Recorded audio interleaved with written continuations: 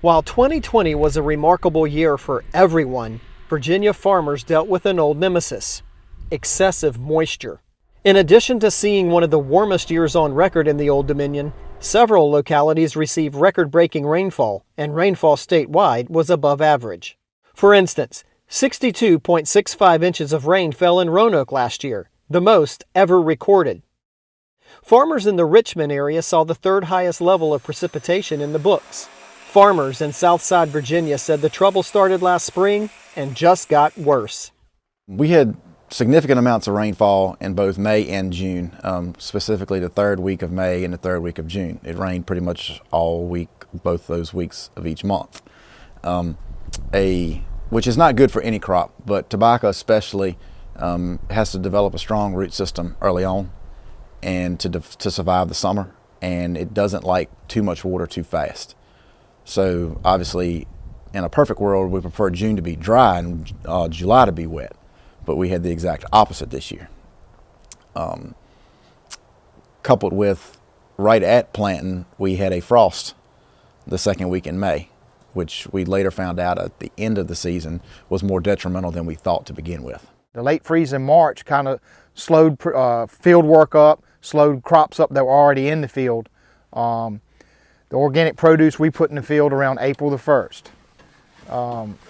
That was growing well. We started, and then we planted tobacco after that, late April, early May.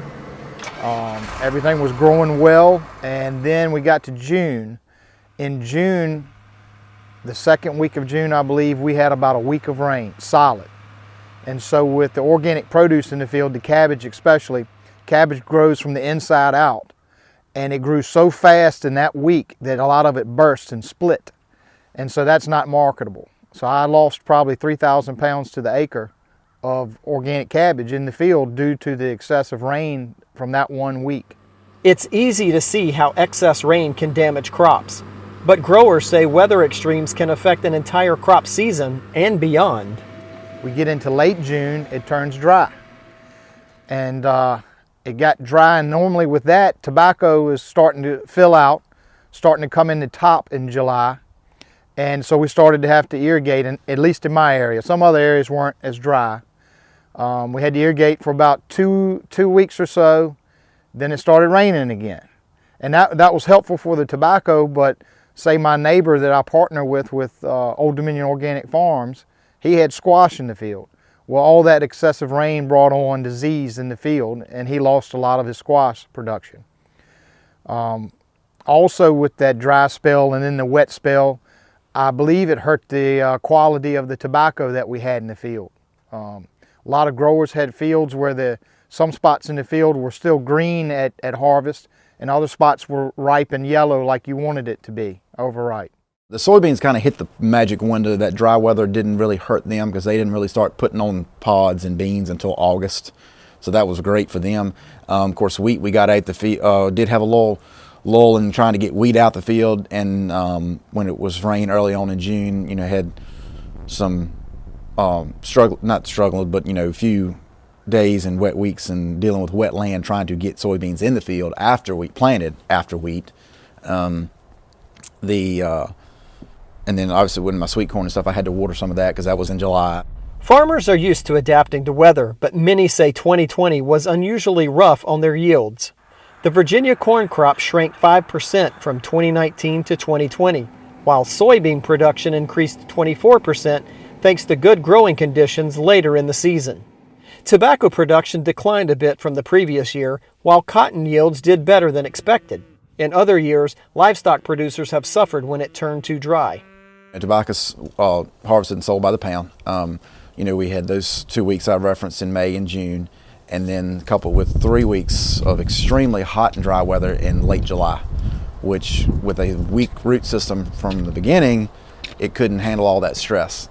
And when we finally did start getting rain in August, the plant did fill on out, but the tonnage just did not materialize throughout the rest of the growing season.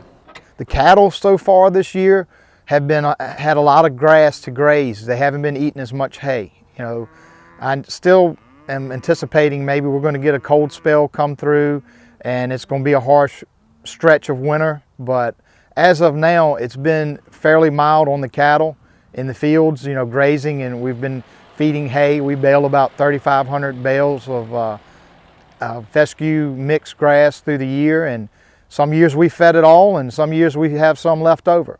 So, so far we've been blessed that we haven't had to feed as much. The cattle are in good shape so far, and just hope for early spring and grass to start growing to start the next year. Bad weather can do more than hurt your current crops. If fields are too wet at harvest time, that can delay bringing in a crop at the right time. Or wet weather can delay planting the next season's crop. Always pray and hope for a good year. We were fortunate in 2020 to have an excellent soybean crop for this part of this, for most everybody in this part of the state. So that definitely helps going into 2021. So hopefully we can get a more positive outlook and have a good, moderate weather year. Having my oldest son work with me on the farm and help turn the land and work the land, starting on the same tractor I grew up learning on, and it's been a blessing in that aspect. That's the silver lining of it. But with the weather, you know, we just always hope for a better year next year and don't add any more salt to the wound. It's always a gamble with Mother Nature, no matter what's happening off the farm. Virginia farmers are hoping the wet weather eases up a bit in 2021.